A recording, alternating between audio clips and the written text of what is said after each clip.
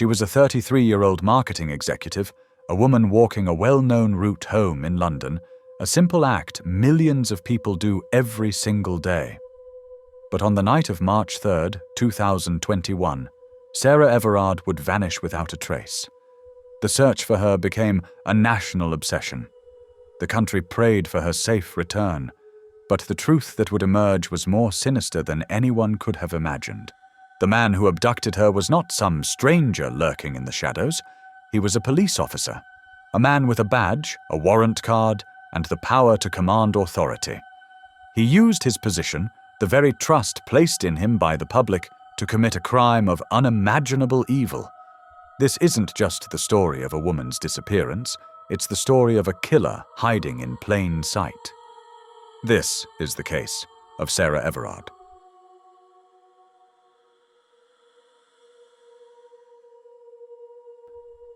Born in June 1987, Sarah Everard was a woman of substance and character.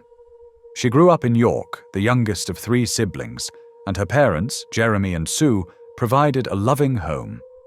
She attended Fulford School and then, in 2005, went to Durham University, where she earned a degree in human geography. Following her graduation, she moved to London and built a successful career in marketing, eventually becoming an accounts manager. In early 2021, she began a new job at the Flipside Group, filled with excitement for this next chapter. A friend from university would later describe her as caring, thoughtful, and never has a bad word to say about anyone, ever. Sarah was simply living her life, a life full of promise, a life that would be stolen from her in an instant. But who was the man who would take it all away? Wayne Couzens was a married father of 2, a man who, to the outside world, appeared to be a law-abiding citizen. After a decade working at a family business, he joined the Civil Nuclear Constabulary in 2011, a force responsible for guarding nuclear sites. He also served as a TA reservist with the Princess of Wales's Royal Regiment. In 2018, he joined the Metropolitan Police Force and, by 2020, was working with the Parliamentary and Diplomatic Protection Command, an authorized firearms officer whose job was to guard and protect. But underneath this veneer of respectability lay a dark, dangerous man.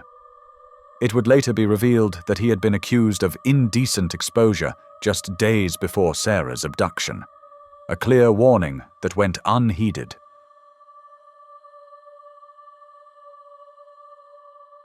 On the evening of March 3rd, 2021, Sarah had a catch-up with a friend who lived on Leithwaite Road in Clapham. She had first stopped at a local Sainsbury's to pick up a bottle of wine. After their evening came to an end, Sarah left at around 9 p.m. Her walk home was approximately 2.5 miles and would have taken around 50 minutes. At 9:28 p.m., she was seen on CCTV on Cavendish Road, speaking to her boyfriend on the phone. The call lasted for 15 minutes before she hung up. Just a minute later, at 9:38 p.m., a dashcam captured a chilling sight. Sarah Everard standing with a man next to a Vauxhall Astra with its hazard lights on. This was one of the last known sightings of Sarah. The next day, her boyfriend, unable to reach her, reported her missing. The Metropolitan Police launched a massive investigation. Her family arrived from York to help, putting up posters and handing out flyers. Senior Detective Simon Harding commented that her choice to walk home, potentially influenced by COVID-19 restrictions, was something she had done many times.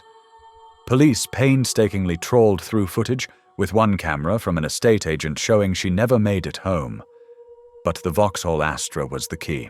Using number plate recognition, police traced the hire car to a firm in Dover. When they ran the 2 mobile numbers given to the firm through their database, they came to a horrifying realization. One of the numbers belonged to Wayne Couzens, a serving Metropolitan Police officer. He was arrested on suspicion of kidnapping. When interviewed, Couzens concocted a bizarre, rambling story, claiming he was in financial trouble and had been coerced by a shadowy gang to pick up girls. He claimed the gang had abducted Sarah from his car, threatening to harm his family. The police weren't buying it. Assistant Commissioner Nick F. Graves called the arrest a serious and significant development, a sentiment that would soon be echoed by the entire country.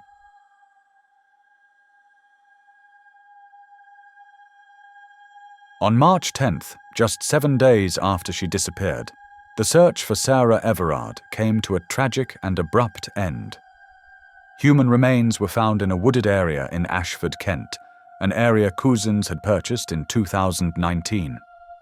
Using dental records, the remains were identified as Sarah Everard. Despite the lack of a body, Cousins was rearrested on suspicion of murder. During his first court appearance, he appeared with a head wound, rocking back and forth, but the true horror of his premeditated crime would soon be laid bare.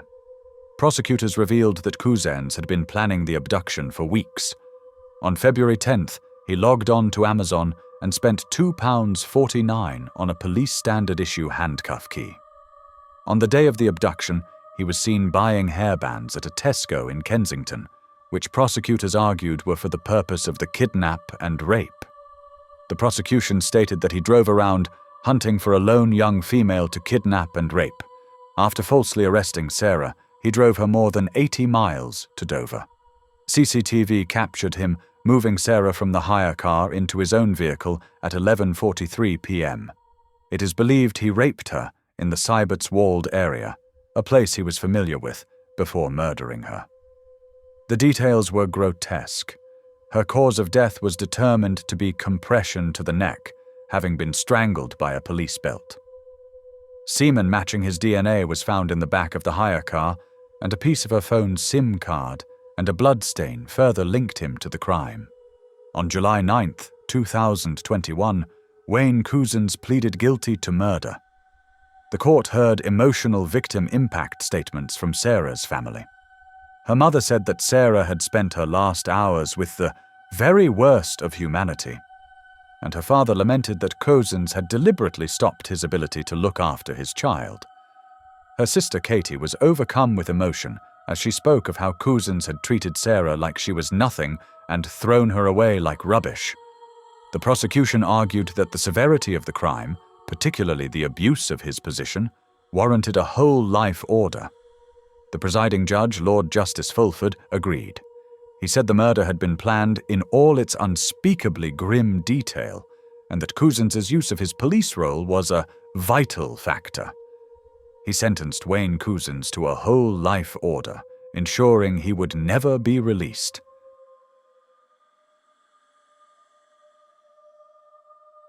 The shock and grief were immense. Tributes and flowers blanketed Clapham Common, and people from all walks of life expressed their disgust that something so horrific could happen. A vigil was planned by the group Reclaim the Streets, but police said it would be in breach of COVID-19 restrictions and threatened organisers with fines of £10,000. Despite the cancellation, people came to pay their respects. The atmosphere, initially calm, soon turned into chaos as police attempted to disperse the crowd, leading to 6 arrests and footage of male officers restraining women. The backlash was immediate and fierce.